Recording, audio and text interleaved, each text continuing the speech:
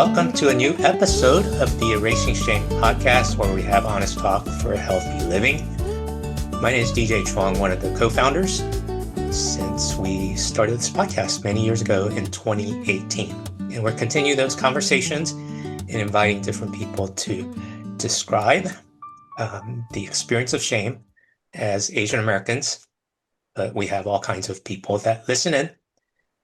Today, I'm joined with Dr. Audrey Davidheiser, and we're on Zoom having our first conversation together. We haven't met in person yet, but she brings in some amazing background, both in studies in psychology, and she'll unpack a bit of that, and authoring 2 books, Surviving Difficult People, When Your Faith and Feelings Clash, and more recently, Grieving Wholeheartedly, Bringing Healing for Every Part of Your Soul. Audrey, thank you for making time to chat with me and inviting our listeners and viewers to listen and watch. Thanks for chatting with me. I'm really honored to be here. Well, let me get to know you as our audience is getting to know you. How did you get into psychology? You have a doctorate, so I'm guessing you spent quite a few years doing that. Yeah, so I'm a Christian, and I've always been a Christian throughout my life. And the reason I mention that is because I got my bachelor's degree in biochemistry. I worked for 2 years as a biochemist and immediately felt like, there's no joy, there's no satisfaction. And so I started praying and asking the Lord, is this really what you want me to do? Because I'm not thriving in this. So I start, like I said, praying and asking the Lord, okay, what's next? And he reminded me that when I was a little girl, like maybe 4 or 5, I had this, not like vision, like, open heaven vision, more like in my mind's eye. I saw myself sitting across the room from someone who was telling me their life story and they were sad. But I was really happy and fulfilled in doing that, having no clue that there's such a thing as psychotherapy.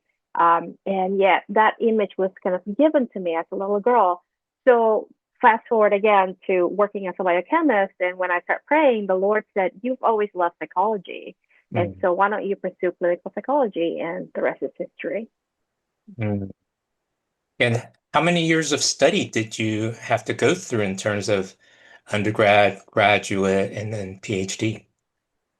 So the 4 years of undergrad was in biochemistry, which means that when I applied to Fuller Seminary, they said, well, to kind of beef up your application, go get some, intro to psychology courses. So I took possibly, several night classes to just get the basic psychology courses out of the way. And then it was 6 years of Fuller, which gave me both an MA in theology, MA in clinical psych, as well as PhD in clinical psych. And then after that, you got your PhD, but then in my field, you have to do 1 more year of postdoc. So you can count that as an additional training year. So altogether 7 years to get the PhD and then the license as a psychologist. Well, one of the things in managing my own mental health, and during COVID, I was exploring some different vocations and careers. And I realized, boy, this field of psychology is really broad and all kinds of different things. And so there's many more ways to work in that field besides being a talk therapist. Yes, which is kind of the most common. So can you describe what your work looks like? Yeah, I am a certified IFS therapist. So IFS stands for Internal Family Systems, which is a modality in psychotherapy or psychology. So what I do is I meet with adult clients and I help them get to know their parts, because if parts are burdened, they can lead us astray. But once they know that we have a self inside that loves them, that cares for them, they can relinquish those burdens so that we are in the driver's seat of our own life, so to speak. So I love helping people with that. But because I'm also an author, as you mentioned, I write a lot. Just because my book is published doesn't mean the writing process is stopped. So I love writing. That doesn't bother me. I keep writing. So I would say when I'm not with my clients, I would be writing new articles or editing the ones that I started. or I give interviews like what we're doing today. hmm Very good. So, in our conversation today, I wanted to chat with you and learn more about your latest book that you wrote, Grieving Wholeheartedly, Bringing Healing for Every Part of Your Soul. And as I skimmed it, I didn't read every word. You describe how internal family systems can be helpful in someone's healing process when going through grief. Uh, can you describe how internal family systems helps people generally, and then how it helps with the grieving process? Yeah, great question. How it helps people generally, I think is, let's see, if let's say someone is depressed, hmm I think there's a difference for that person to know a part of me is depressed versus I am depressed. Because to say I'm mm depressed, it feels challenging, it feels too big. But if I hmm say a part of me is depressed, oh, it's just a part, right? Immediately your blood pressure goes down. Okay, so it's mm part of me. All right, smaller. It's a piece of me, not the entirety of me, which typically is true. So that in itself is kind of like, whew, okay, great. Let me just get to know this depressed part. Um, there are so many other ways why IFS can be helpful to the general population, but in the interest of time, let me just mention when it comes to grief. I mean, I'm someone who knows grief, because mm that's why I wrote my book. And so I hmm know, for instance, the first few months and the first year after my dad died, uh, my feelings were all over the place. I hmm couldn't name them. I couldn't think straight. Memory was really hard, short-term memory, that is.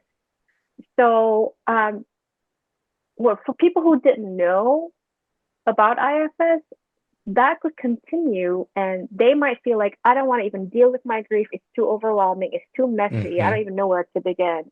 But with hmm IFS, you could go, oh, okay, parts of me, a lot of different parts of me are like in turbulence because depending on the value of that person or pet or object that you lost, if that person meant something valuable, you will grieve. That's actually an hmm honor, right? It shows hmm the value of the thing or the person you lost.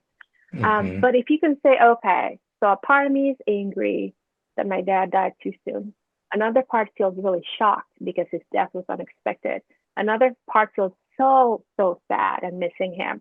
Again, it gives almost like handholds, like, okay, I can start naming. These are parts with different reactions instead of one glob with hmm many different tentacles, and I don't even know them all. It just feels too big maybe that I can't hmm like put my hand around. But if I say a part is this way, another part feels that way, it just somehow feels more manageable. Like, okay, again, a part of me is feeling this, not all of me. mm Yeah, that does sound different than I'm feeling bad, I'm feeling sad, Right. I'm feeling pain, I'm Yeah. feeling bad. I mean, that's kind of where I started my journey and processing my interior world. And it was just daunting when I just feel Yeah. bad.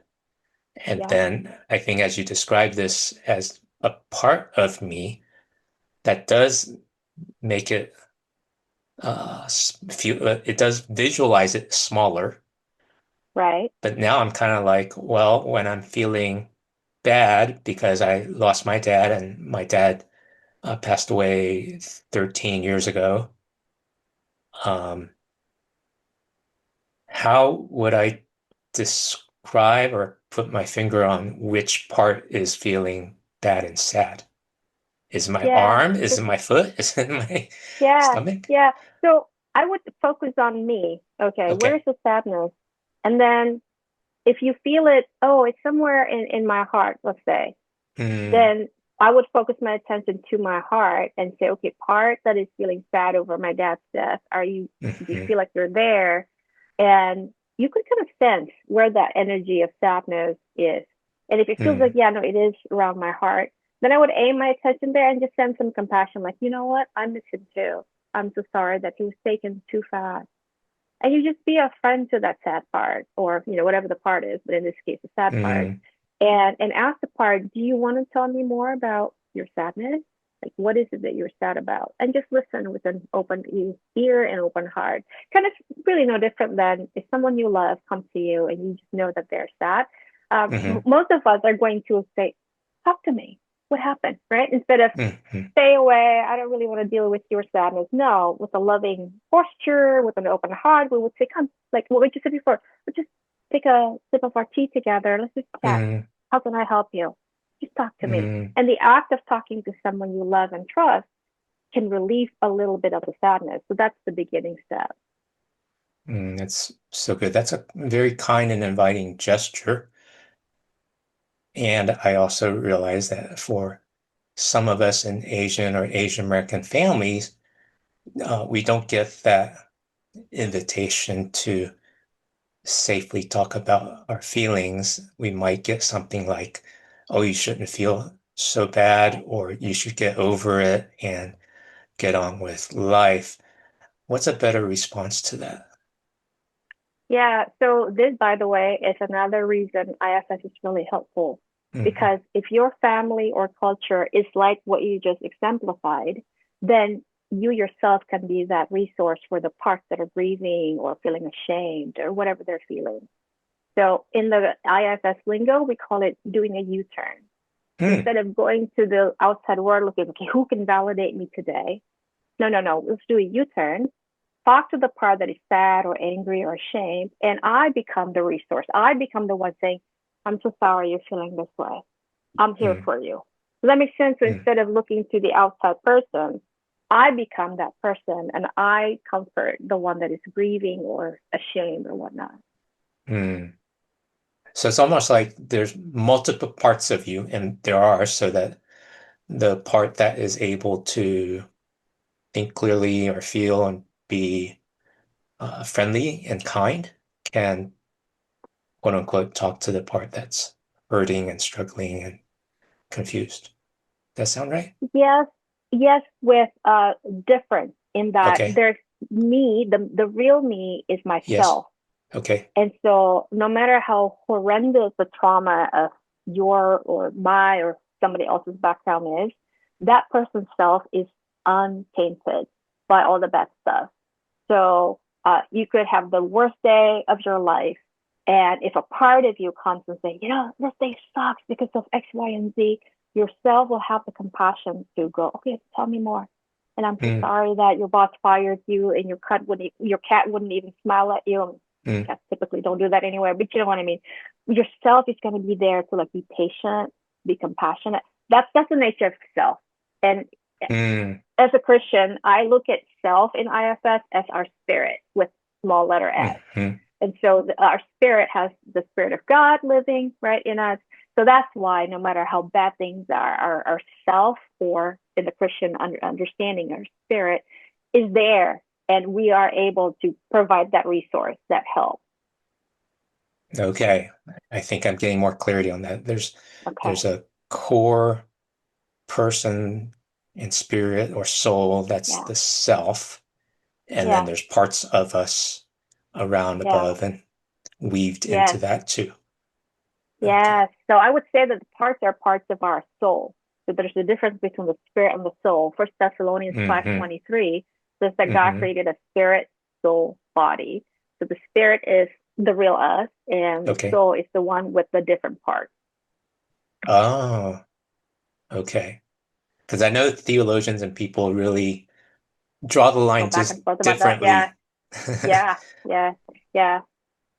Now, since you spent a whole book unpacking the concepts of grief and parts of your soul and wholeheartedness and healing, let's double click and drill down on why it's so hard and sometimes shameful to deal with grief. Yeah. Why is I, that, and how can we bring more healing and resolve to that when it's a shame-based experience for yeah. some or culture for some? Yeah. Um, as you can tell, I'm Asian too, right? I'm Asian American and I love being Asian American. But you are right. Sometimes it is really a detriment when we have a family or a culture that give messages like, oh, your loss happened so many years ago. Why haven't you moved on? Or, just grin and bear it. You don't have to be crying over that. It's just a job promotion that you lost anyway, things like that. And it adds shame. So to where when we feel like crying or feeling bad because the promotion was given to somebody else, even the act of wanting to be with that grieving part is opposed by what our culture or family says. So that is one difficulty that we face when we're grieving. Of course, the ideal is to have an open conversation with Asian Americans, as well as other families and cultures that look down on emotion, honestly, and think that emotions are less important when it's actually the opposite. The more you understand your emotions, the better off you are as a decision maker, and the more well-rounded your life is. But that's why I love podcasts like yours, because my hope is the more we normalize the fact that we are all born with emotions. I mean, yes, it's important to take care of our bodies, but if you have a toothache or your stomach is hurting and it's okay to see a dentist or your medical doctor, why is it wrong if your loved one suddenly died or you got into some accident and it completely catapulted your future out the door and you feel, I don't want to live. I'm depressed. I'm ashamed that I haven't gotten over this. Why is it wrong for someone like that to see a therapist or a psychologist? Like, who wrote the book that says, oh, that's a shameful thing for you to actually talk to a medical professional or mental health professional? Who wrote that book? I want to talk to that person, because that is such an erroneous message. It does not help us at all, because you can't divorce our soul from the rest of us. You're seeing Audrey's body, but within me is my soul and my spirit. You can't divorce just my body from my soul, from my spirit. So it's really, really not serving humanity, not just Asian Americans, but this message of you got to be strong. You can't show your dirty laundry with, to another human being. But I mean, they were trained in psychology. They were trained to help. I don't know anybody who got into mental health profession with the idea of, I want to make lots of money. All my colleagues, if you ask them one by one, they want to help people. That's why they're in this field. So again, why is it so bad? If someone needs the help, you just go call a therapist or a psychologist and say, I just need your help. That's a great value indeed. I know I've experienced a lot of healing and help personally with tools like psychology and psychiatry. Actually, both of those. And maybe there's not one person that wrote the book against psychiatry,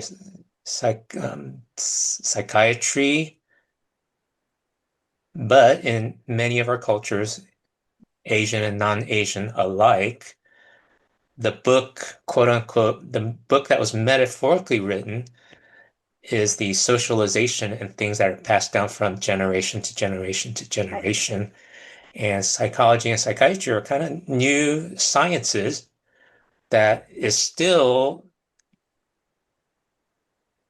difficult for some people to accept as valuable and normal and helpful. But for those of us that have experienced the value of it, it's incredible and even vital for our thriving and flourishing. And I suppose there's only so much we can do to persuade those that are not open to these sciences. But for those that are open, then it can be helpful.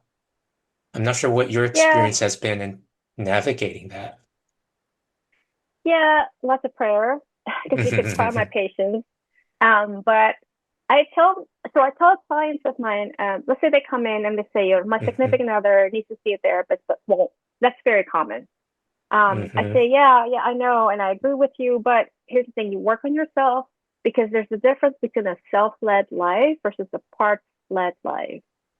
So a self-led life is someone who can say, okay, again, part of me feels this way, that way, or the other, but I'm not blended with that emotion. And so I could be sad over my dad's death, but I'm not crying all day long. I could be angry that he was taken far too, prematurely, but I don't live my life like cursing people that cut me off on the freeway. Hmm. There's a difference. That's me being self-led. But a parts-led person would be doing these things. Like they're angry all the time. They slam doors. They don't have a good relationship with their family members. And the more people work on themselves and their parts, they move from living a parts-led life to a self-led life. Changes are happening to where the people around them see that. And so that's the best evidence that psychotherapy works. Hmm. Because the more the people around you see, oh, there's a difference. You're not that same person as you were before. Whether they Hmm. acknowledge it or not is a different story, but they see the Hmm. differences. And at Hmm. the very least, they'll kind of like internalize that and go, this person is different in a good way. And I'm kind of Hmm. curious about that. Now, hopefully, if that person that's kind of internalizing that um, hits rock bottom enough, hopefully Hmm. they'll go, hey, what are you doing with your life? Because I like the changes that you're implementing. And can you just tell me more? That's our aha moment, right? That's when we go, Hmm. okay, well, I've actually been working on myself with this therapist. And that may not be enough. Maybe this person goes, oh, okay, and then walk away. But if Hmm. people are desperate enough, they usually go, okay, can I get that phone number? Or can you Hmm. find me a therapist in my area? So not that I'm hoping that people are gonna go to like such a low place in their lives, but sometimes if everything goes as planned and you go to work and you get the paycheck and you have a happy life, then yeah, why would you need a therapist? Sometimes it does Hmm. need like a little like jolt, like, oh my gosh, I didn't expect this bad thing happen, for these kind of people to go, well, maybe it is okay to see a mental health professional. Hmm. Yeah, so I'm going to anonymize a recent conversation I had with a friend, Okay. and he's never been to a therapist or a counselor or a psychotherapist, but someone mentioned to him that he should see one.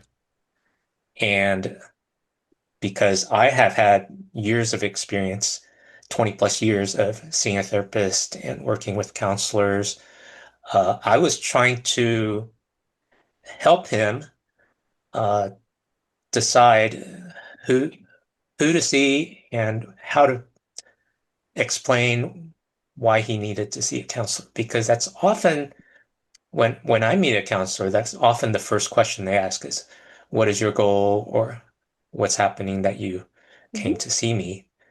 Right. And when I started and didn't have the experience, it was, well, I just feel bad. Or for my friend, Right. it was, well, someone said I should see you. Mm-hmm. How would you guide someone to with the question, well, who should they meet or have an appointment with, and how do they start that conversation? Yeah, so I'm biased because I'm an IFS therapist, and Hmm. just to take a very little time, I was trained in another modality before I found out about Hmm. IFS. So Hmm. once I found out about IFS and how effective it is, Hmm. I switched my practice. I got trained in the modality until where I'm certified now. All Hmm. that to say, I would encourage this person and anybody who's listening to our conversation. So I would say Yes. to your friend or whoever else that's looking Yes. for maybe seeing a therapist, find an IFS therapist. That's tip number one. Tip number Good. two, if the person says, okay, so I'm glad that you contacted my office, but how can I help you? Then your friend or whoever it is can say, well, I've noticed that. And that's when you fill in the blank. Like I Hmm. have less motivation to go to work. Hmm. My cat died last Tuesday and haven't been the same. Like I keep looking for her and then I'm like, oh, right, she died or she ran away and I haven't found her since. Or, my grandfather, whatever it is that made this person feel like maybe I can see a therapist. Does that help? Good. Yeah. It reminds me of another podcast with Esther Perel, and Mm-hmm. she does these one-time sessions with couples who are dealing with relational issues, some of them married, some of them just being together in long-term relationship.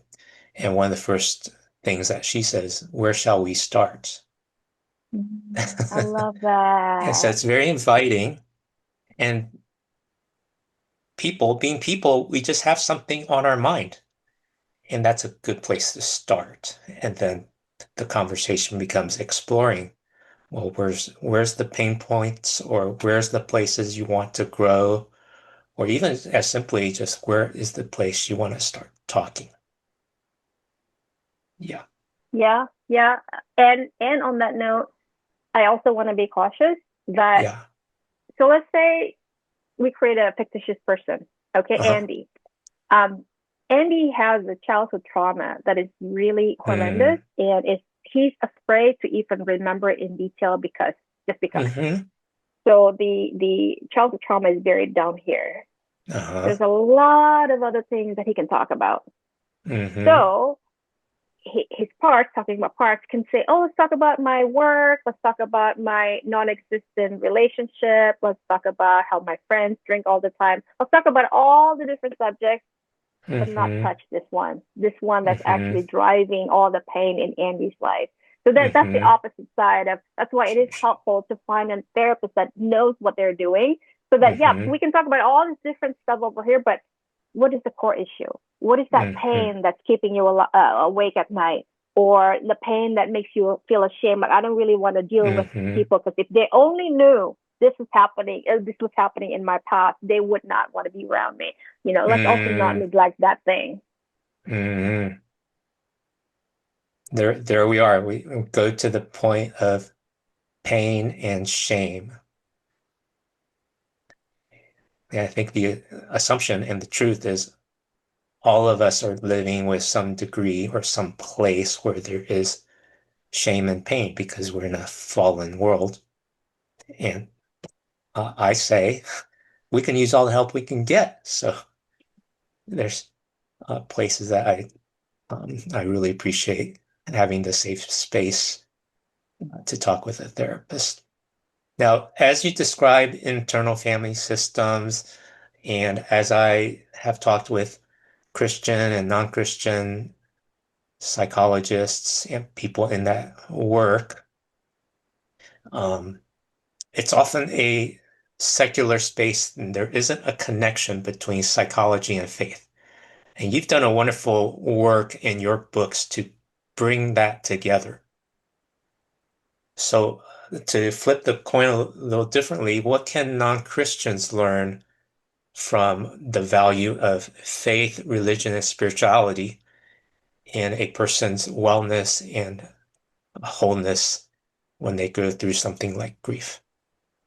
Yeah, I think speaking from the perspective of a Christian, Hmm. um, if a person has gone through not just one loss but multiple, it's Mm. easy to slide into hopelessness and despair. And like, Hmm. what is the point of life, right? I lost Hmm. everything. And then they start listing all the stuff and persons that they lost. Mm. That's when I, I feel like my hands are tied, because if this person is not a Christian, I can't say Jesus is there for you. Jesus is still there for this person, by the way, Hmm. whether this person is a Christian or not, because he loves all of us.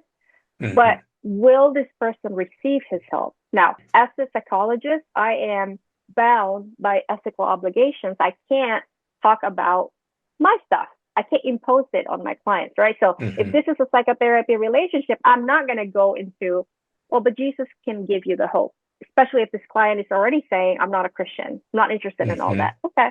Well, that's where I can't go any further. If this is a friendship or a collegial relationship, that's different. If I feel that there's an opening, I can say, yeah, your losses are pretty hard.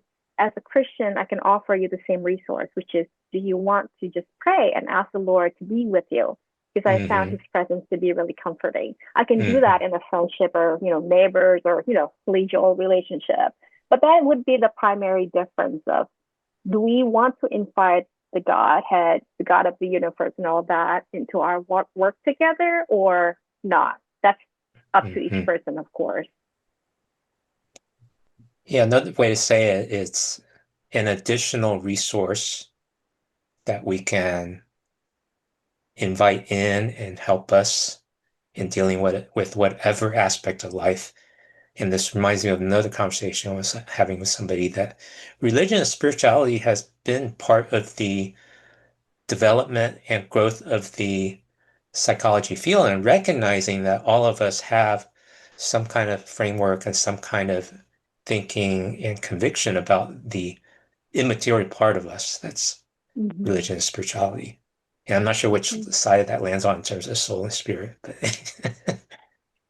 but it is a Yeah. valuable resource for those wherever people come from. Yeah, Yeah. yeah.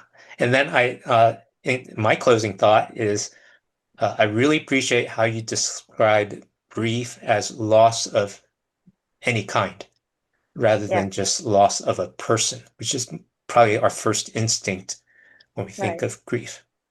And it could be losing a job, it could be losing an ability.